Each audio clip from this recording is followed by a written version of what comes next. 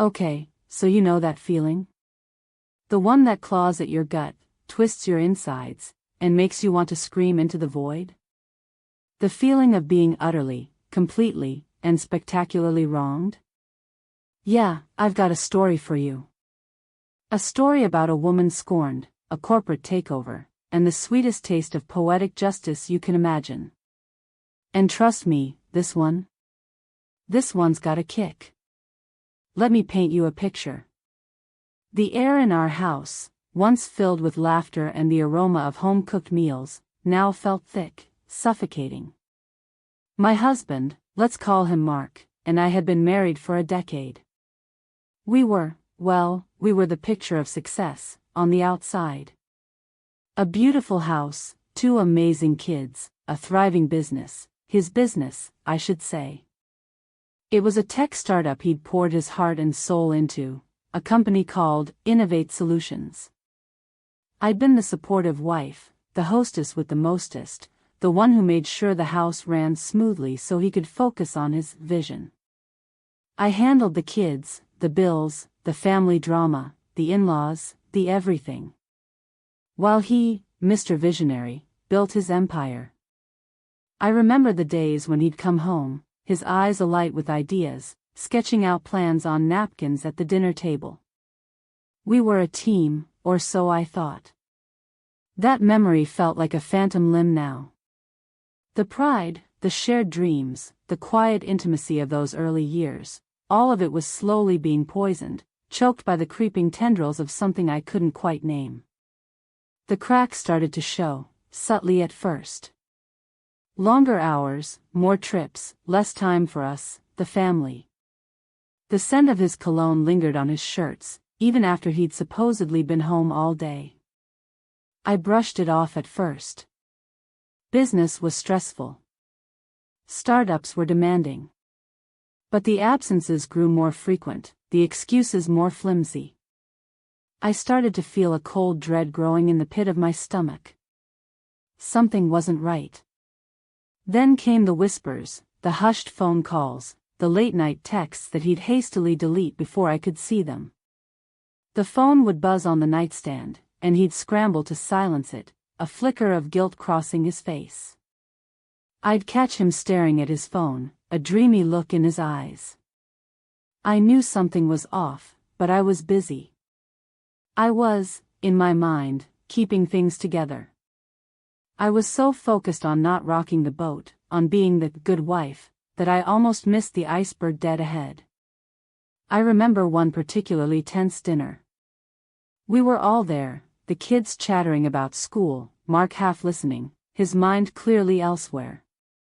I was talking about our daughter's upcoming birthday party, when he suddenly cut me off. "Honey," he said, his voice clipped and impatient, "I'm swamped with work. Can we just postpone the party planning for now?" The request wasn't unreasonable, per se, but the way he said it, the dismissive tone, the look in his eyes that seemed to say, "Can't you see I have more important things to deal with?" It was a tiny crack in the facade, but it was enough to let the cold wind of doubt blow through. And then, the mistress arrived. Her name was Jessica. I didn't know it then, of course, not until I saw her, but looking back, I can see the signs were all there. She was young, ambitious, a marketing guru, according to Mark.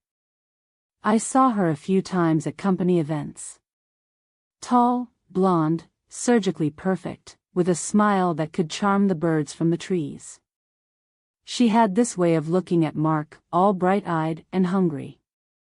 And he, the idiot, ate it up. I remember him talking about her constantly, praising her skills, her ideas, her energy. I initially chalked it up to professional admiration. Now, I know I was just being naive. The moment I saw them together, the pieces clicked into place. I was attending a company Christmas party, and Mark was supposed to be working late. I arrived unannounced, wanting to surprise him. But the surprise was on me. They were in a corner, laughing, touching hands, their bodies close. The way they looked at each other, it was the look of two people completely, utterly, and passionately consumed by one another. The air around them crackled with a forbidden energy. I felt a cold wave of nausea wash over me. The world tilted. I wanted to scream. I wanted to run. But I was frozen, paralyzed by the sheer audacity of it all. The perfect picture was destroyed. I confronted him, of course. It was a messy, brutal scene. The air in our house was thick with unspoken resentment and years of suppressed emotion. Tears, accusations, denials. I remember the way my hands shook as I confronted him, the tremor in my voice as I asked him the questions I already knew the answers to. He'd initially denied it, but eventually, the truth spilled out. His eyes, usually so full of ambition, were now filled with a mixture of guilt, fear, and defiance. He claimed it was just a fling, a moment of weakness, that he still loved me. But the look in his eyes, the glazed-over, guilty look, told a different story. He anteed out. He wanted Jessica. He wanted his freedom. And he was prepared to leave me and our children to get it. The next few months were a blur of lawyers, mediation, and soul-crushing arguments. The divorce was nasty, protracted, and expensive. The house, once our sanctuary, became a battleground. The kids, bless their hearts, were caught in the crossfire, their innocent faces mirroring the pain and confusion we were all experiencing. I found myself withdrawing from them, too consumed by my own grief and rage to be the mother they deserved. Guilt, a new, unwelcome companion, wrapped its tendrils around my heart. He tried to screw me over every way he could, demanding I take less than I deserved, trying to downplay my role in the company, everything he could to minimize his obligations. He tried to paint me as a stay-at-home wife who had contributed nothing to the business, conveniently forgetting the countless hours I'd spent hosting clients, managing the household, and supporting his every move. The man I'd built a life with, the man I'd loved, had become a vindictive stranger. He was using every resource at his disposal to win. His family wealth and his corporate connections were deployed against me. His lawyers were sharks, circling, ready to pounce on any weakness, any misstep. The worst part? He brought Jessica in to innovate solutions. She was everywhere. In the office. At meetings. Everywhere I knew Mark would be, and she would be there too. I'd see her in the corridors, her perfectly tailored power suits a constant reminder of my own displacement. She'd waltz around like she owned the place, her perfectly manicured nails clicking on the boardroom tables, all while whispering sweet nothings to Mark, my husband, in front of his employees. The image of the two of them together felt like a blade twisting in my gut. She had him wrapped around her perfectly manicured little finger. I was officially banished. Reduced to a bitter, angry ex-wife that he wanted nothing more to do with. I'd walk into the office, and the air would grow cold. My former colleagues, once friendly, now avoided eye contact, shifting uncomfortably as I passed. The whispers followed me, I could feel them, like a constant, low-frequency hum. Asterisk, poor thing. She's really falling apart. It must be hard. Asterisk, I hated them. I hated their pity. I hated the way they looked at me as if I were some kind of specimen, a cautionary tale of what happens when you get too comfortable, when you stop striving. And the worst part of all of this? He pushed me out. Out of the company. Out of the life. He used his majority stake to vote me out of my leadership role. He forced me out of my shareholding position. He cut me off. I had dedicated 10 years of my life to the company. I'd sacrificed my own career ambitions to support his. And now I was left with next to nothing. I was utterly devastated. I felt like I'd been erased, my contribution rendered worthless. My identity, once so tightly woven into the fabric of Innovate Solutions, was now severed. I was adrift, lost in a sea of grief and anger. I remember sitting in my car one afternoon, staring at the building where my career, my marriage, my life, had once blossomed. The sun was setting, casting long shadows, and I felt like I was dissolving into the twilight. My vision blurred.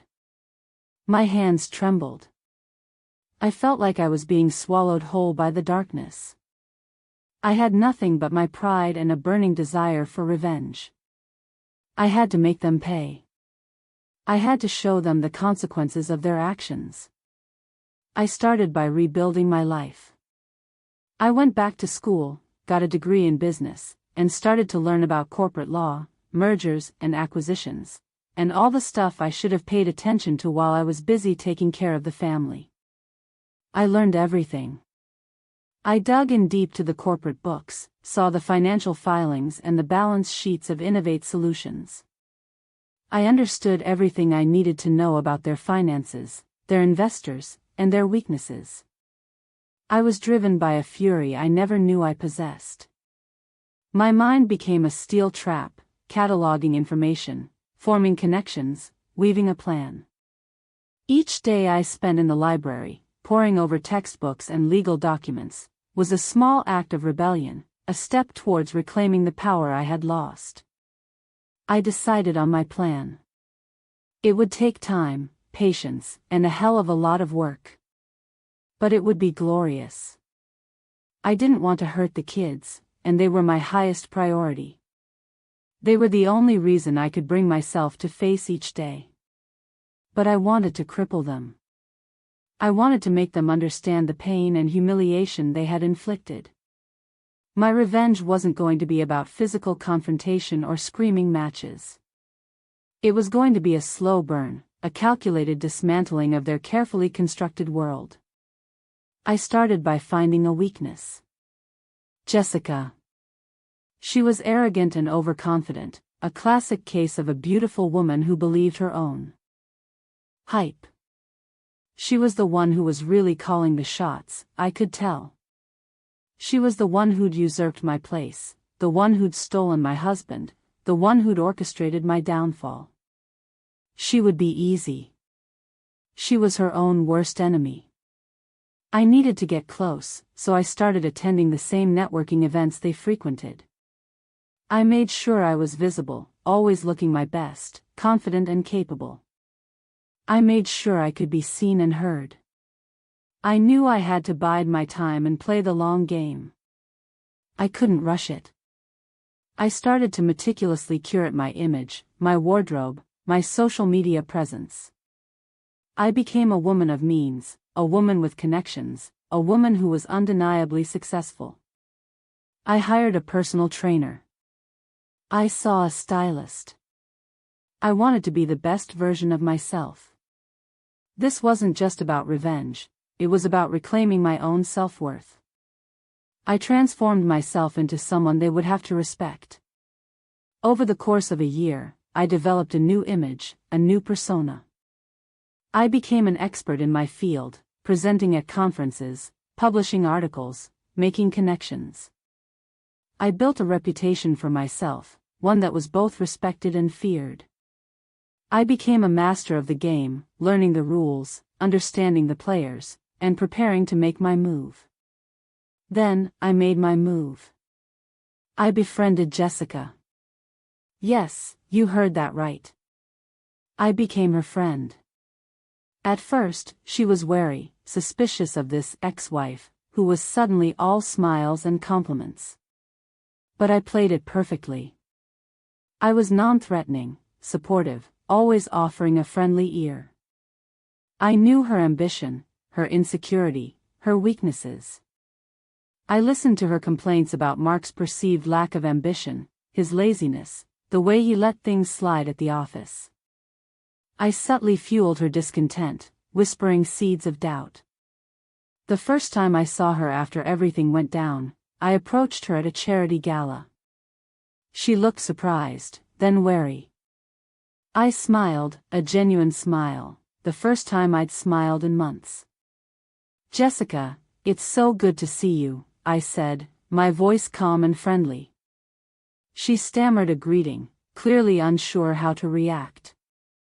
I just wanted to say I admire what you're doing at Innovate Solutions, I continued, keeping my tone light. You've really brought a new energy to the company. She puffed out her chest a little, visibly pleased by the compliment. Thank you, she said, her voice softening. And that was the beginning. I made a point of being around her at every opportunity, at business events, networking lunches, even at the gym. I asked her about her work, her goals, her aspirations. I listened to her, really listened, and offered a sympathetic ear. And I'd tell her things like, I think you should be running Innovate Solutions, Jessica. You have so much more drive. Mark is lucky to have you. Little seeds. Subtle suggestions. The kind that worms its way into her brain and starts to infect her thinking. I'd make sure to emphasize Mark's shortcomings, his tendency to coast, his lack of vision.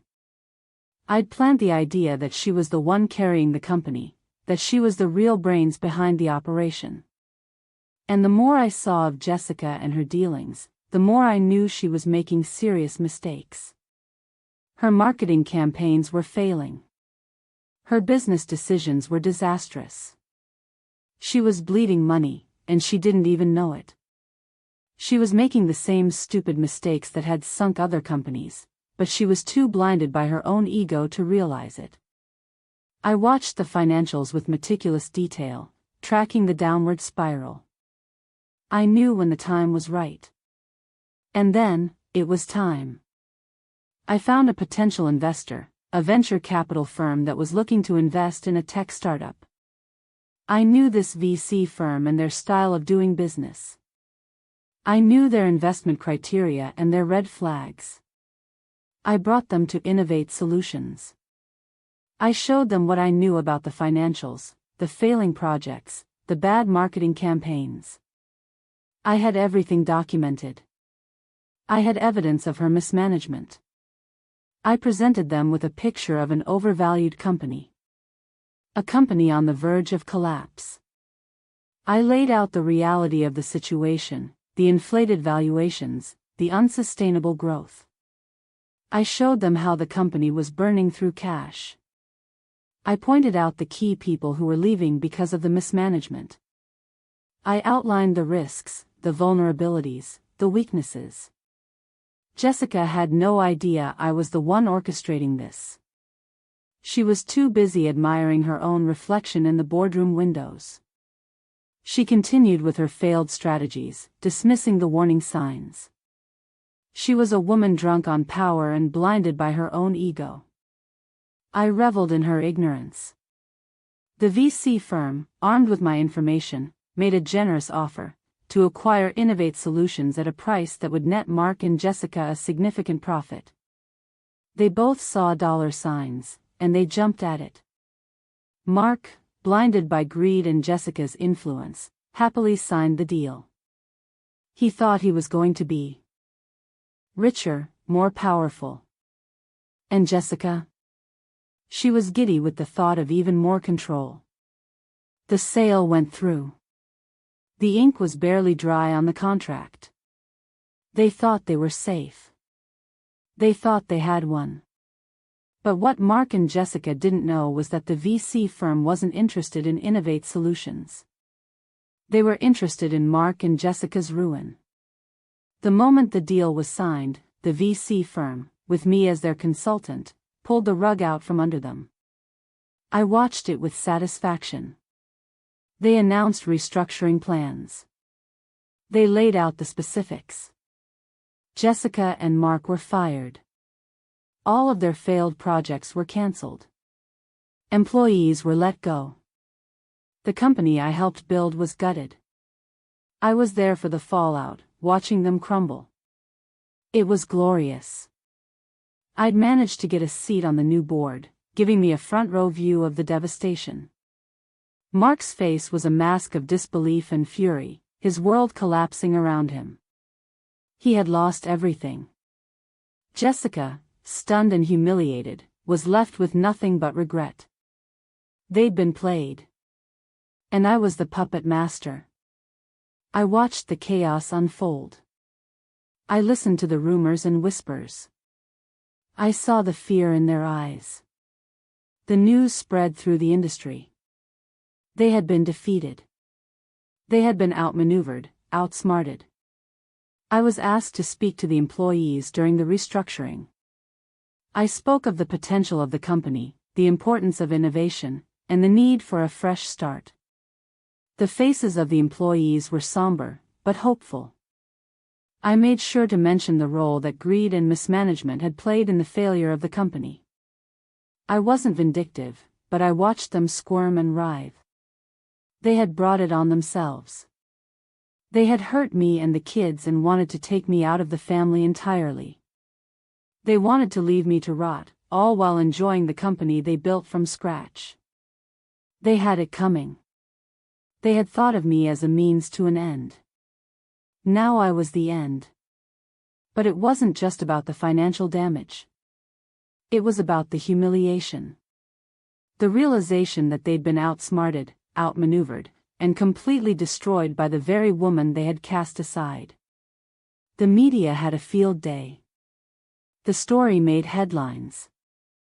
There was an article on how the ex-wife outsmarted everyone. I was the one who got a job. A high-level position with the new management, working to rebuild the very company Mark had betrayed me with. I had the power to make a difference, finally. I was respected. I was valued. I was no longer the betrayed wife. I was a force to be reckoned with. I was in control. Now, Innovate Solutions is thriving. They're innovating, creating, and building a real vision. Mark and Jessica. They're gone. Their names are mud. They're irrelevant. They're nothing. And me? I own a significant portion of the company, and I am happily co-parenting our kids. They are the most important people in my life. I'll never forget the moment I realized I was free. The moment I understood that I could rebuild my life, on my terms. The moment I realized that I had won. I had taken back my life, my future, and my dignity. I get a little thrill when I look at my office overlooking the city and remember how far I've come. I remember my husband's company and the Mistresss. All I want to do is get ahead. It wasn't a perfect ending. Divorce is messy. Life is messy. But the sweet taste of justice? That made it all worthwhile. And that's my story. It was a hard road, filled with tears, sleepless nights, and a burning rage that fueled me for years. But I learned a lot along the way. I learned to be resilient, to trust my instincts, and to never underestimate the power of a woman scorned. It's a cliché, I know, but in this case, it's true. Hell hath no fury like a woman scorned. And in the end, it was the most satisfying form of revenge imaginable. Poetic justice, served cold. The entire ordeal felt like a long, slow burn. But I was patient. I planned, and I executed my plan perfectly. It paid off. And here's the thing. When you go through something like this, you realize what truly matters. It's not about the money or the power or the status. It's about your own self-respect, your well-being, and the relationships you nurture. It's about doing the right thing, even when it's hard. It's about fighting for what you believe in and being true to yourself. And most importantly, it's about knowing that you are worth more than anyone can imagine. So, tell me, have you ever been wronged? Have you ever been in a situation where you felt utterly powerless? What would you do if you could rewrite the story? Share your own experiences in the comments below. I'm always fascinated by how people navigate these challenges. And if you enjoyed this story, please give it a like, subscribe to my channel, and hit that notification bell so you don't miss out on future stories. I hope you found this story entertaining and inspiring. Remember, even when things seem bleak, there's Alwa. A way to turn the tables and claim your power. And sometimes, the sweetest victory is the one you never saw coming. I have other revenge stories in my pipeline that you're going to love. I'm really getting a lot of great feedback, and I appreciate you all for sharing this time with me. And before I go, I want to give a special shout out to my supporters who keep me going. Thank you for making this journey so rewarding. Stay strong, stay true, and never let anyone dim your light. If you have any stories that you would like me to tell, please be sure to let me know. I love hearing from my viewers and getting new ideas. And don't forget to share this video with anyone who might enjoy it. Thanks again for watching, and until next time, stay safe and keep fighting the good fight. Now go forth, and get your revenge, responsibly, of course. Goodbye for now.